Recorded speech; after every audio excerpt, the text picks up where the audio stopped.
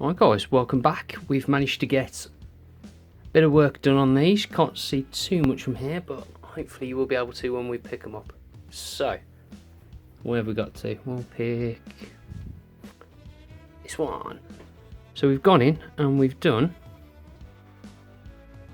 a bit of shading, a bit of glazing on some of the shadows, just to put a bit of depth into it.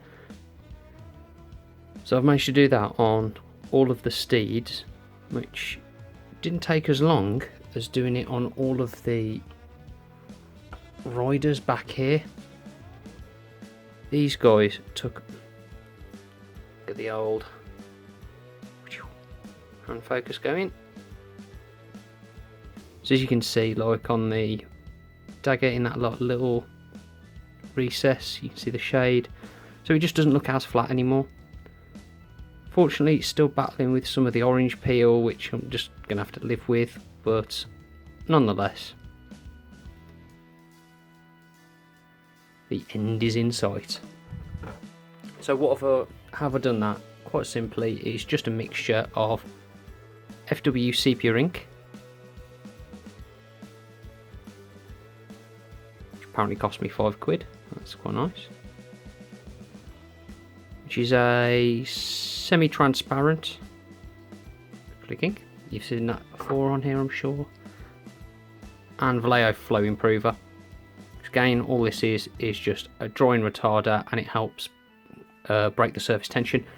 I think you make something similar to this with washing up liquid. So if you were to put just a drop of washing up liquid in water, it would break the surface tension. I think there's a trick you can do with putting water droplets on a penny. So if that's the coin, if you don't put any in, it'll bubble up. If you put the washing up liquid in, it'll just go flat. Same as oil. Bit technical for this, I suppose. But anyway, so I've managed to get all the shading done on these guys for the gold. So the job now will be to load my little paint well up with some silver colour, which will probably be, where are we? Which will be dark aluminium, despite the name is in fact quite bright.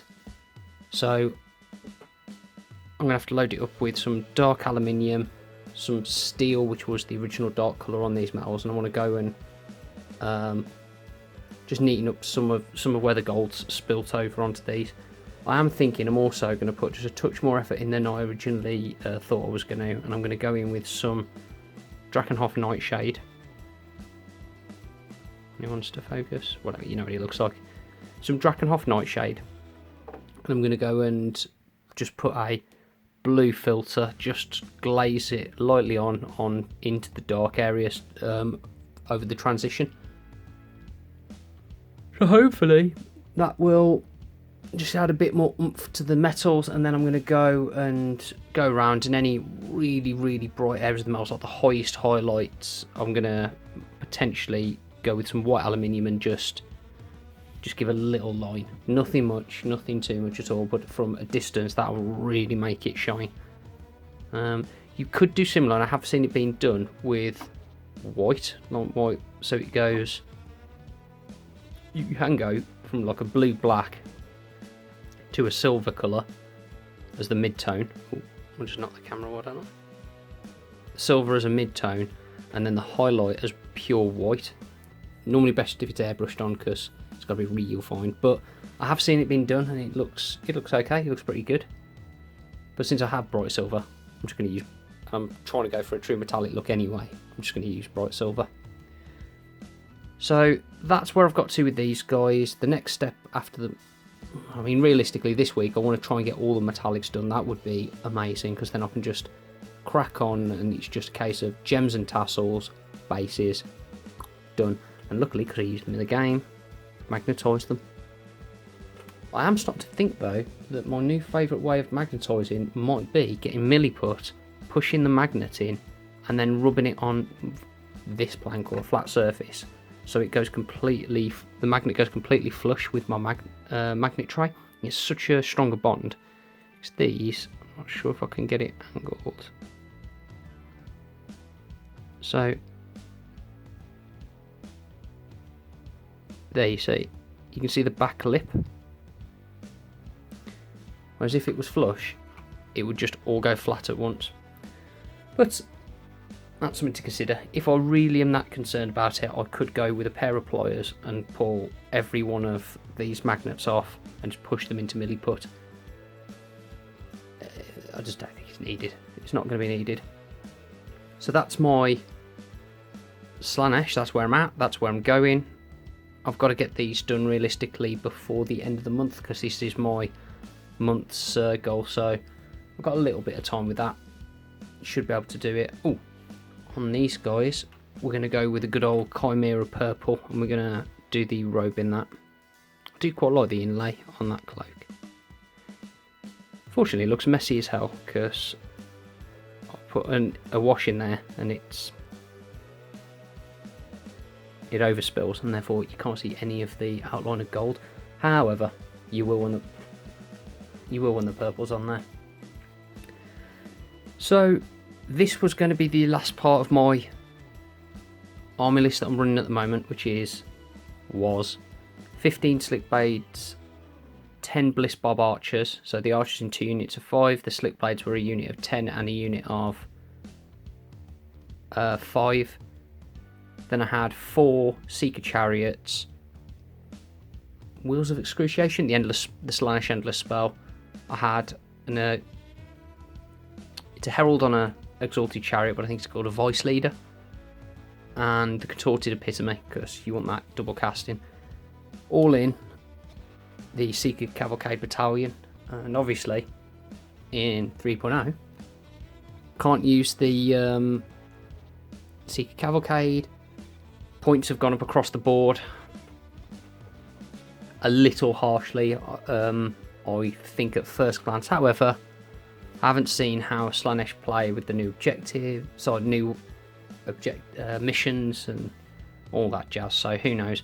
However, what is looking really tempting right now is I'm very tempted to get myself a unit of 10 Twin Souls and 2 units of 5 Painbringers? Myrmidesh Painbringers, yeah. Now I've got 2 boxes, so I just need another 2, and then I'm good to go with those. And the logic myself and a few other people have been saying is, well, the Painbringers only have a 1-inch reach, and I do believe on 32mm bases, which is not good for putting in units of 10. You've got to keep them in coherency with 3 people. So, not so good. So it's better to keep them in units of 5, where you only have to keep in coherency of one other person in the unit, so you can do a line, and then they can just march up. All good, form lines. And the Twin Souls have a 2-inch reach, more attacks and everything. So I'm thinking the Painbringers could potentially be a delivery system for the Twin Souls, maybe. Put in Lord of Pain in there so he can boost all of them. Who knows? Who knows? The new command abilities are going to make a big impact on what stuff can do. So I think I'm just going to have to dive in, get some games done. But it's not really going to matter until all the FAQs and erratas and everything come out to see where everything lies. Right guys, is it for this week? I'm going to be spending the rest of the day trying to do some different videos, some painting videos, hopefully. Who knows if that comes out okay. It's only a test with some spare demonettes I've got here. My friend pointed out that he loves a lot of painting tutorials, and then it comes to a stage where you just get your airbrush out. He doesn't have one, so quite a lot of lost on him, and he's asked how I can paint how I paint my demonettes. So I've got some spare from a friend. Might as well have a go at painting, mate. I've got some figure cases to make, magnetised ones, so I ordered myself 2 more 4-litre with 9-litre XL lid. Very useful boxes. Really useful boxes, sorry. And they got delivered this week. I've got some sheet steel sitting in the shed from factory, so that'll be pretty nice. And I went and bought myself, wherever they're sitting. Oh yeah. Just going to do this without knocking anything. Went and bought myself a set of pop rivets. These 40 by 17 mil. I got these because the ones I got before are probably, let's see if we can go, they're probably half the size. They were like that big, and then the lip flange, whatever it is called. The lip was half the size, and they barely went through both the steel and the really useful box. So I thought, okay, we'll increase it. We'll put a fatter lid so it's a better fit down. And hopefully it just does a better job. But I do love that style of figure case, magnetised. It's the way forward. I ain't faffing doing none of the foam inserts no more. Maybe for my World War II stuff, and that is it. Purely because they are just gaming pieces, more so than these. Oh, I've got to do the eyes on these. I just noticed. That shouldn't be too long. So yeah, got to get all that done. Jobs are good. Gonna crack on with that. So until next week, guys. Have a great weekend. See ya. Well guys, that's the end of the video. If you enjoyed it, please be sure to give it a thumbs up, like, comment and subscribe. Also be sure to check out our Facebook page at Wolfing Studios. The link's in the description. As always, thanks for stopping by. Catch you next time.